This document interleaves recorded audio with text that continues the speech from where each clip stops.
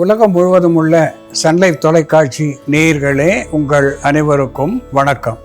நாட்டு மருத்துவம், நலம் தரும் மருத்துவம், எளிய மருத்துவத்தை இந்த நிகழ்ச்சியிலே ஒவ்வொன்றாக பார்த்து பழகி பயன்பெற்று வருகின்றோம்.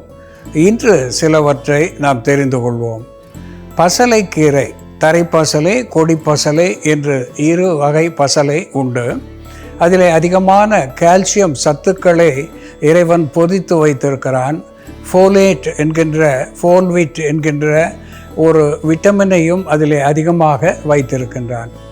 ஒரு பிடி பசலை கீரையை எடுத்து அதனுடைய சாறு எடுத்து அதனோடு பால் சேர்த்து அன்றாடம் 2 வேளை தாய்மார்கள், குறிப்பாக பால் கொடுக்கும் பச்சிளம் குழந்தைகளுக்கு பால் பற்றாத நிலையிலே இந்த பசலை கீரையை பாலோடு சேர்த்து தாய்மார்கள் 2 வேளை பருகி வருகின்ற பொழுது அவர்களுக்கு பால் சுரப்பு உண்டாகும், குழந்தைகளுடைய பசி ஆறும் என்பதை சுட்டிக்காட்ட விரும்புகிறேன்.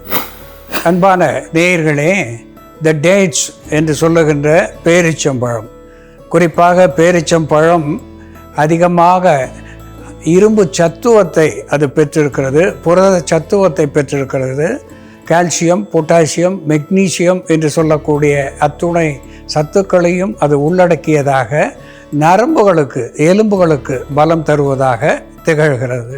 5 பேரிச்சம்பழத்தை எடுத்து மைய நசுக்கி விழுதாக்கி போதிய தேன் சேர்த்து அன்றாடம் 2 வேளை சாப்பிட்டு வருகின்ற பொழுது கை கால்கள் விழுந்த நிலை, லக்குவான் என்று சொல்லுகின்ற பேராலிசிஸ் என்கின்ற நிலை, முகவாதம், பக்கவாதம், பட்சவாதம் என்றெல்லாம் சொல்லுகின்ற பேச ஒண்ணாத நிலை, கண்கள் இமைப்பதிலே தொல்லை, வாய் அசைப்பதிலே தொல்லை, இப்படிப்பட்ட நிலையிலே இந்த பேரிச்சம்பழமும் தேனும் அவர்களுக்கு நரம்புகளுக்கு பலம் தந்து கை கால்களை இயங்கச் செய்யும், மூளைக்கு நல்ல பலத்தை தந்து அறிவையும் கூர்மையாக்கும் என்பதை சுட்டிக்காட்ட விரும்புகிறேன்.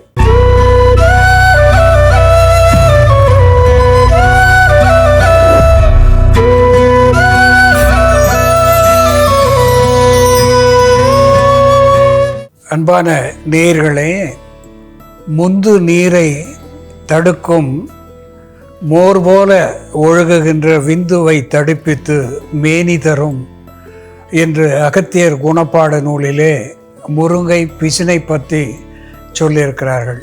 முந்து நீரை தடுக்கும், அதாவது சீக்கிரமாக போக வேண்டும் என்கின்ற உணர்வை தடுத்து சிறுநீரை அடக்குகின்ற வல்லமையை தரக்கூடியது இந்த முருங்கை பிசின்.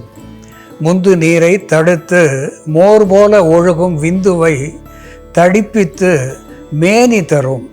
மோர் போல ஒழுக்கு, கொனேரியா என்கின்ற பால்வினை நோயினாலோ வேறு ஏதேனும் காரணம் பற்றியோ விந்து ஒழுக்கு ஏற்படுகின்ற நிலையை மாற்றி நீர் போல விந்து வெளியேறுவதை தடுத்து அந்த விந்துவை கெட்டிப்படுத்தி மேனிக்கு அழகு தரக்கூடிய ஒன்றாக இது திகழ்கிறது.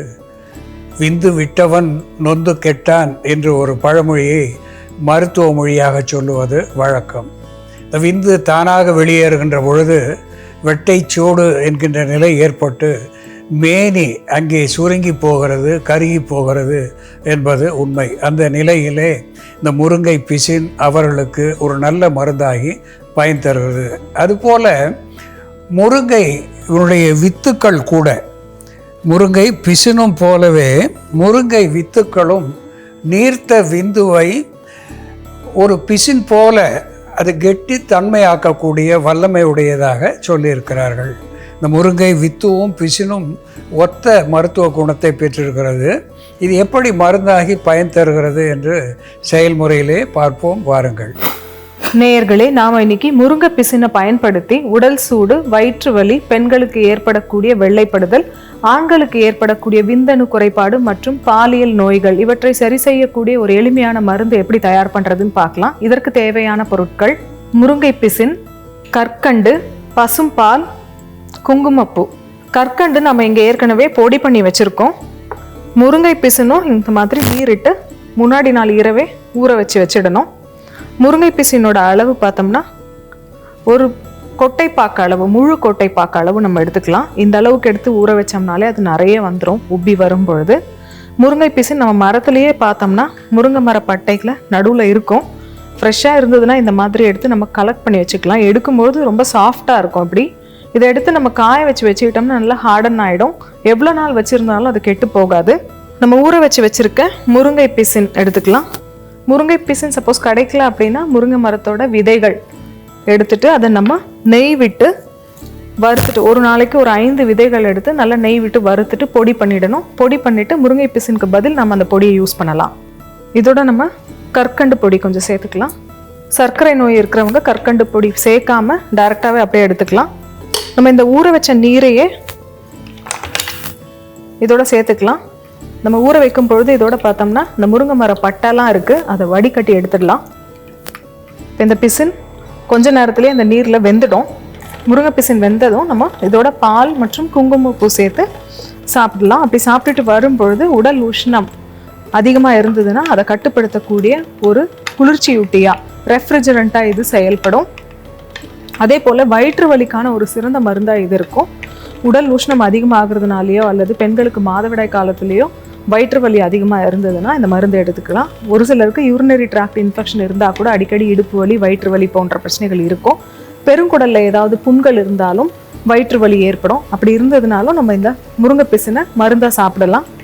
இது ஏற்கனவே நல்லா ஊறிட்டதுனால கொஞ்ச நேரத்துலேயே வெந்துடும். பெண்களுக்கு ஏற்படக்கூடிய வெள்ளைப்படுதலை சரி செய்யக்கூடிய ஒரு நல்ல மருந்தாக இருக்கும். ஒரு சிலருக்கு பார்த்தோம்னா ரொம்ப க்ரானிக்காக கூட வெள்ளைப்படுதல் இருக்கும்.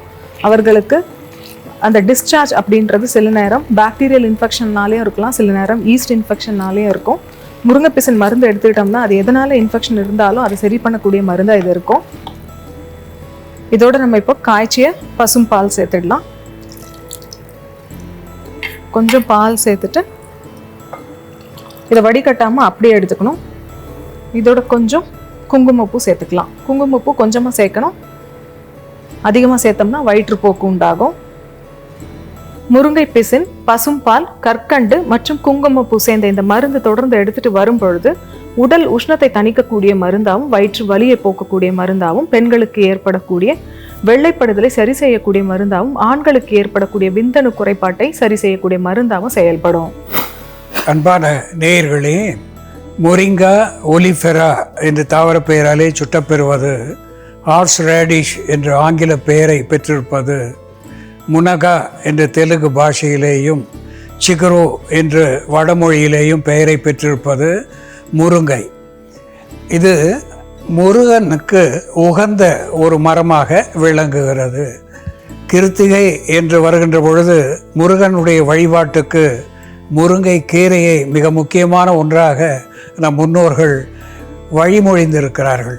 அந்த முருங்கை கீரையிலே அயர்ன் என்று சொல்லக்கூடிய இரும்பு சத்துவத்திலே இருந்து, விட்டமின் சியிலே இருந்து பல்வேறு நலம் தருகின்ற மருத்துவ குணங்களை அது பெற்றிருக்கிறது. நார் சத்துவத்தை மிகுதியாக பெற்றிருக்கிறது. அதுபோல அதனுடைய பிசின் என்று சொல்லுகின்ற நிலையிலே இது விந்துவை கெட்டிப்படுத்தக்கூடிய ஒன்றாக, உடலுக்கு குளிர்ச்சி தரக்கூடிய ஒன்றாக, சூளை நோய் என்று சொல்லக்கூடிய கடுமையான வயிற்று வலியை போக்கக்கூடிய குளிர்ச்சி தரும் மருந்தாக இந்த முருங்கை பிசின் விளங்குகிறது. காச நோயை போக்கக்கூடிய ஒன்றாக, நோயிலிருந்து விடுபடுகின்ற பொழுது ஆல்டர்னேட்டிவ் என்கின்ற உடல் தேற்றியாக இந்த முருங்கை பிசினும் சரி, அதனுடைய விதையும் சரி நமக்கு பயன் தருகிறது. ஒரு அப்ரோடிசியாக் என்கின்ற வகையிலே காம விருத்தினியாகவும் இது பயன் தருகிறது. இப்படி மேனியை அழகுபடுத்தக்கூடிய ஒன்றாக விளங்குவது மட்டுமல்லாமல், எந்த ஒழுக்காக இருந்தாலும் அதை நிறுத்துகின்ற ஒரு அஸ்ட்ரிஜென்ட் என்று சொல்லக்கூடிய வற்றச் செய்யும் தன்மையை இது பெற்றிருக்கிறது. உடலுக்கு குளிர்ச்சி தருகிறது, உடலுக்கு வன்மை தருகிறது என்பதை நாம் மறத்தல் ஆகாது. அன்பான நேயர்களே, முருங்கை பிசினும் அதனுடைய வித்தும் எப்படி மருந்தாகிறது என்று நாம் பார்த்து தெரிந்து கொண்டோம். இதுபோல வேறு ஒரு மருத்துவ குறிப்போடு நாம் மீண்டும் சந்திப்போம். நன்றி, வணக்கம்.